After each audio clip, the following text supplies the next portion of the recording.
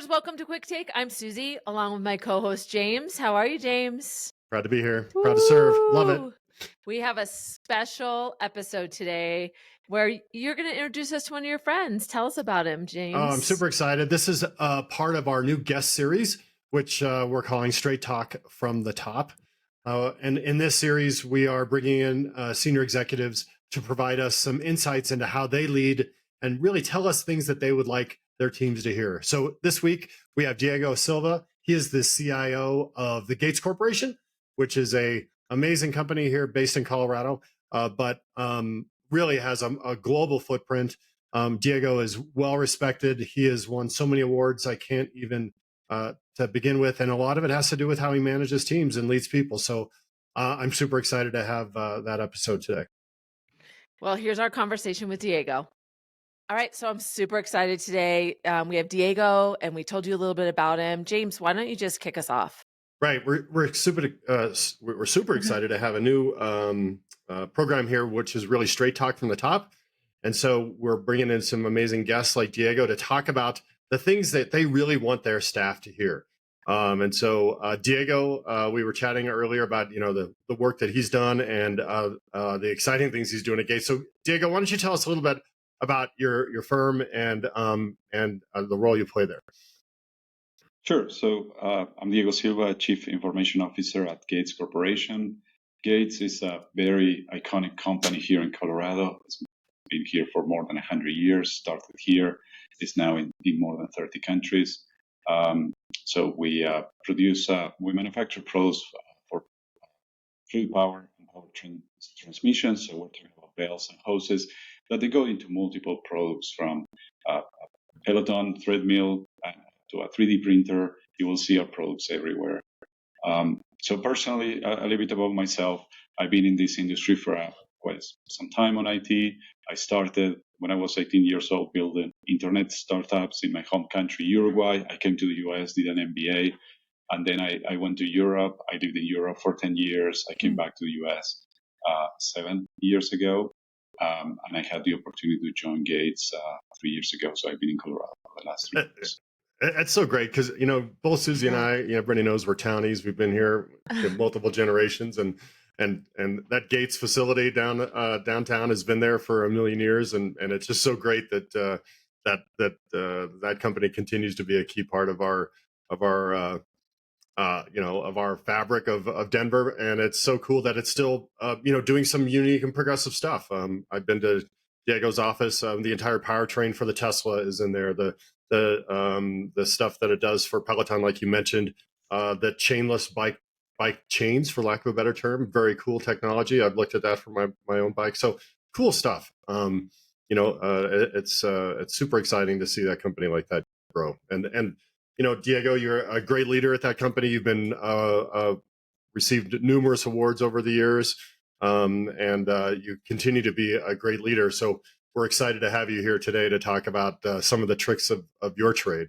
So with that, really what I'm going to do is I'm going to let you, identify, you have some ideas on some thoughts on the things that you want your people to hear. So why don't I let you jump in and give us the first nugget of Diego wisdom? Yeah, sure. So, the topic today we're covering is about building basic class organizations. And one of the things that for me at Gates has been incredible in the last 2 years is we've been driving a transformation. We won 6 awards in the last 18 months. And a lot of people think maybe it's about me, but it's not about me. It's about the team that's driving this. So some of the things I wanted to share with everybody, some of the tips or things to think about is the first one is about everybody has a superpower. Our job as leaders is to identify this power in each individual to put together the right cocktail mix. Sometimes I come across people that have great talents, but they are assigned to the wrong area or they're in the wrong project. Making those corrections make a significant difference in the effectiveness of the team. This is a little bit also like a soccer team. You want to have the right player in the right place. Usually, don't put the goalkeeper. You don't ask the goalkeeper to go score. I mean, he can do that, but you want to make sure you build that effectiveness in the team. Yeah. You know what's so interesting about that too? I think it's such a good point. What leaders often forget is that those people don't always know their own superpowers. And so Hmm. being that outside person to help bring that out and show them, to give them that confidence to use that, it takes space and time to allow yourself to understand that so that you can articulate it to them or just let them shine. Yeah, I love that. It's so often. I mean, as a coach, Susie, you see it a lot where people are just not sitting on the right seat of the bus, Yeah. or they have some belief that I have to be a manager when at the end of the day they are a better individual contributor. And yeah, I think that's one of the most important roles a leader can play is to really help folks find their superpower. I love that. Yeah. And you don't have to be better than them at their superpower. I think Yeah. that's what Diego's point is too, is let them be them. Let them shine. What else would you add, Correct. Diego? Correct. I mean, and even on that same line, I mean, this is why diversity is so important. You Yeah. want to have that diversity of thought, diversity of skills, and as you look at the organization, is also everybody in the organization, from the VP to the intern, that you need to bring it to the table to make up that team, because everybody's going to bring something different. When we think Yeah. about teams, it's usually a pretty flat organization. There are no hierarchies. So this is why you want to spend as much time with the interns, with the middle management, with everybody, and make sure the team works together towards that goal. Yeah, Yeah. really well said. And I think that that's one of the things that, when I've talked to you about what you've done with your teams and I've heard you speak, it is your willingness as as a leader to go out and meet people where they are, help them understand the role they play, and help them find the right role is just it's a testament to the progress you guys have made. That's great stuff. Oh, go ahead, Susie. Yeah, did you want to No, add I to was that? going to ask him, Diego, what is your tip or what is your trick? Like, how do you find people's superpowers? What are the things that you do that you think people miss out on by really exploring that? Well, I think the first thing is you need to observe, Hmm. and you need to have a people focus. I spend probably 70% of my time on people things versus IT things, Hmm. Hmm. trying to identify what people is good at, what the strengths, what are the weaknesses, where they need some help, and then try to make sure that they are assigned to the right task, and try to getting the team together, working together. A lot of this is observation, is Hmm. understanding, is having conversations with them, understanding their needs, and what they want to do, and then making sure that you give them an opportunity to shine. Yeah, I often say, the tech part, as a technology part, as a technology leader, the tech part is the easy part, right? It's the Yeah. people part that's hard. And those of us that are that, I think the people that are successful there know that because, the tech will figure itself out. It's getting the people lined up is the hardest thing. All Mhm. right, so let's pivot. Yeah, Diego, hit us with your second nugget. Yeah, the second one is that the team needs a mountain to climb. And we're in Hmm. Colorado. There are lots of mountains, so that's a good analogy.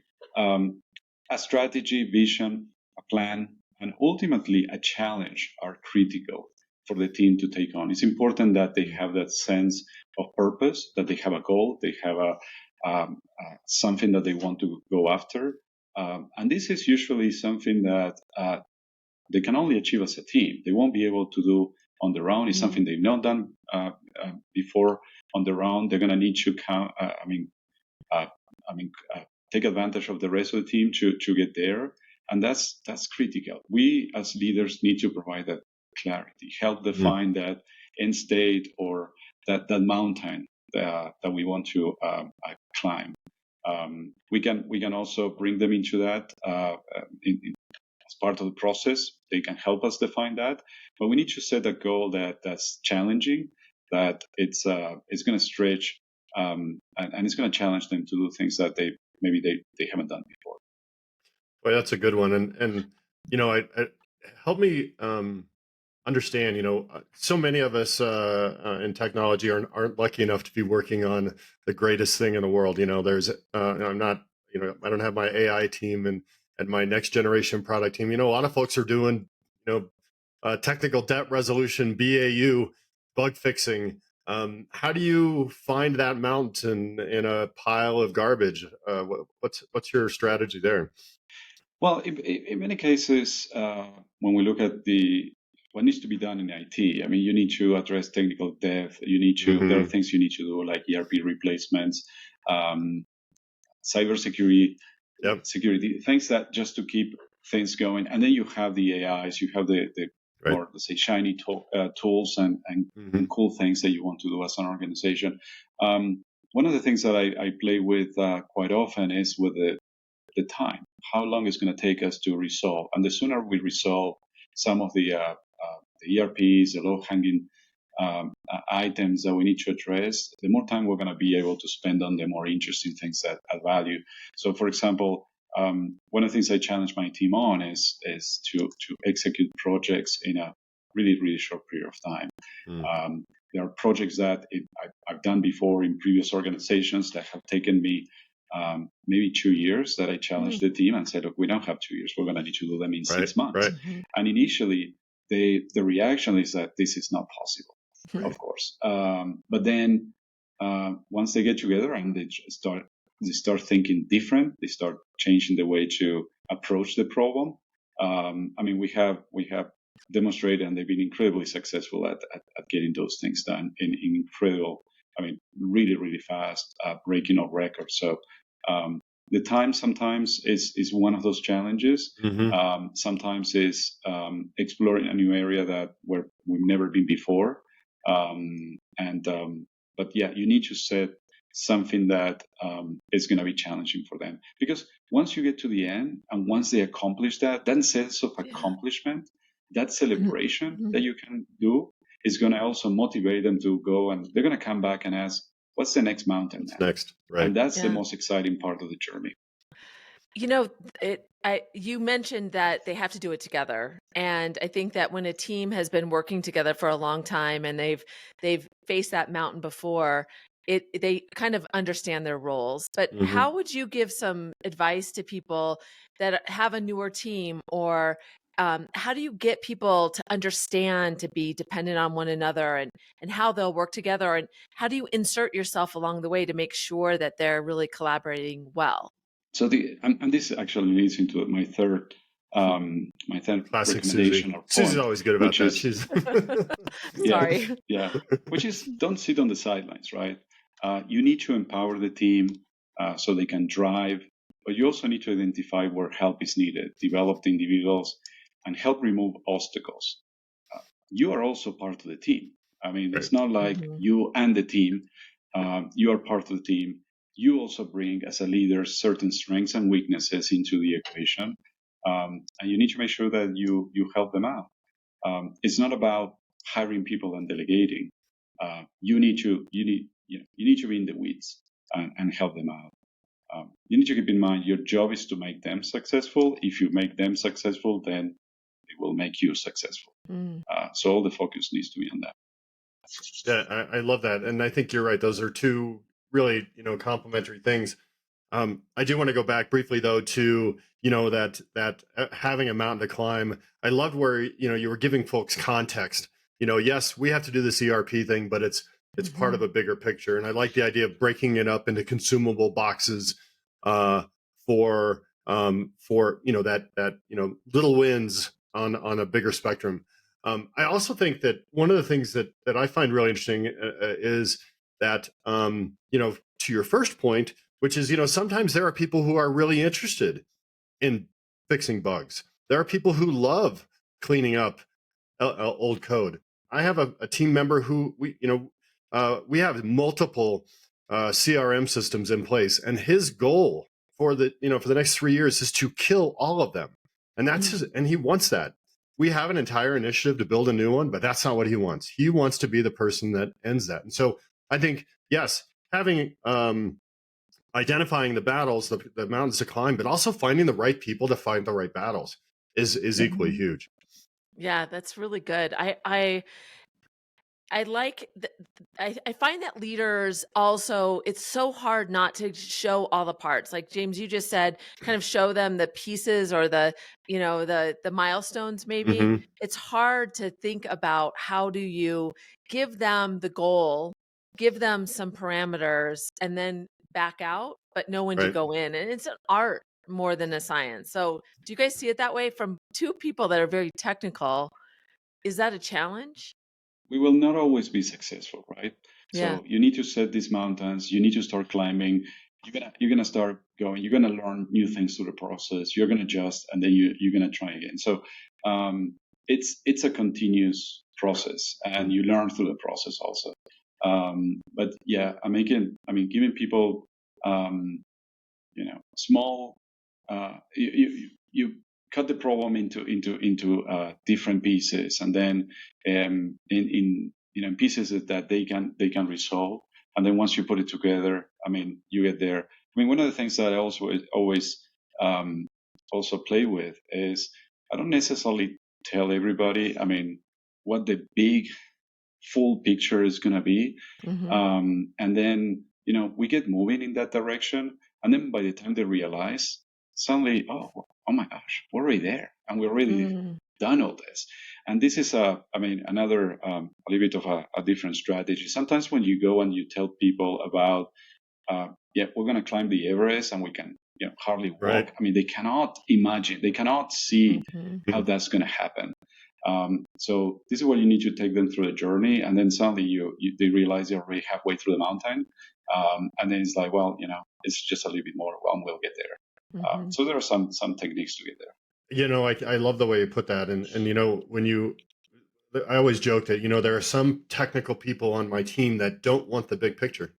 They want to know what they have to do on Thursday, right? And that's what they want to focus on. Don't bother them with the budget. Don't bother them with the next generation product. They want to be right here. But then there are also technical people who want to know where we're going to be in 20 years. And Mhm. that, I think, goes back to the superpower identification. You have to know your people, know what their drivers are. And as senior leaders, obviously you can't do that at an individual level. We don't have that scale. But I think that's the challenge of a large team. Mhm. Go ahead, Susie. No, I was going to ask Diego, when you're done, how do you celebrate and how do you look Mm. back and how do you really benefit from the process for the team? What do you do? What are your best Yeah, practices? so every project, as soon as we finish, we celebrate. It can be something as simple as a dinner, to something a little bit more Mm. creative and different. To, for example, one of the things that we started we're doing at Gates in IT is we have these recognition coins, challenge coins. So as a project is Mm. finished, everybody gets a coin, and our IT community and also the business are now collecting these coins. So now Nice. there is Very this cool. a little bit of a competition about who has more coins, which makes it really exciting. But also, as a team, we get together. We've done it in the past, big celebrations for the big projects. We go out and we book a venue, and we really really celebrate, because this is important. Yeah. People don't do this every day, and Mhm. that is great for the team. It helps on the connection also, the building of the relationships, and then it creates also excitement for what's coming next, and that generates more demand, more investment, more. So it becomes a flywheel, right? Once you start moving, it feeds on itself, and it takes you to the next challenge. A lot of our listeners are thinking about how do they implement that. And that the idea of the coins is so great and what a culture driver. But one of the things I think we haven't touched on here is, you have a very international footprint. Mhm. This isn't a Delaware, Denver office situation. How do you scale that, and how do you create that kind of cohesion with offices in so many locations with so many different different, not only different cultures, but also very different products at each location. So it is so diverse that it's not even like everybody's doing IT. It's we're doing different things in different cities. Can you talk a little bit about that? Yeah, so we try to. When we look at the IT organization, we think about the global IT organization. We try to make sure people feel that they're part of, the bigger IT, not just the local site IT or the local region IT. Is the bigger IT, and everybody's part of the same global organization. We drive standards. We try to make sure everybody is on the same page on what we're trying to do as an organization. I have a town hall. Actually, this week was the quarterly town hall. And then, going back to the piece of the recognitions, one of the things that I do is I have an award, an annual CIO award. So all the projects that we deliver in the year, we have each team member in IT can nominate a peer because this person has done something incredible through the year or a project, and then they nominate themselves. It comes to my leadership team to pick the top 3, and then it comes to me to make the final determination. And that's a global, right? It's a global recognition that we do, and this last year we had somebody from Brazil that won the CIO award. So he was here this week picking up the award. Everybody was cheering and seeing him. He did a fantastic job, and that's what helps build this global community. Everybody feels that they are part of one global team. Whether you're in Brazil, whether you're in Thailand, in Australia, we make sure you are connected and we work as one. That's great. Thank you for that. That's you have a different point of view than some of our listeners, so I wanted to highlight that. All right, I'm going to try to bring it home here. Let's see if I can summarize the 3 bullets that Diego had. So the first one, which I love, everyone has a superpower. Take the time to learn what people are great at. Make sure they're being able to focus on that, and they can be more successful. 2, give the team a mountain to climb. Having people understand both the smaller and the bigger picture helps them understand their position in the project, and also gives them a sense of accomplishment when they do succeed. And then the third one, which I love, is don't sit on the sidelines. You as a leader, you have to get involved at some level. You can't be sitting in the corner office and yelling edicts out across the floor, but you also can't be holding hands. So find the balance. How did I do there, Diego? Was that a good summary? Awesome. Great job. Yeah. All right. What a great example of intentional leadership, Diego. Wow. You gave so many great keys and tips, and thank you so much for sharing your story here. I think our listeners will be really glad to have some things to really think about and follow in your footsteps. So thanks for that. Thanks to you, Susie, and thanks, James. I appreciate it. Thanks for the invitation. It was a lot of fun. Thank you.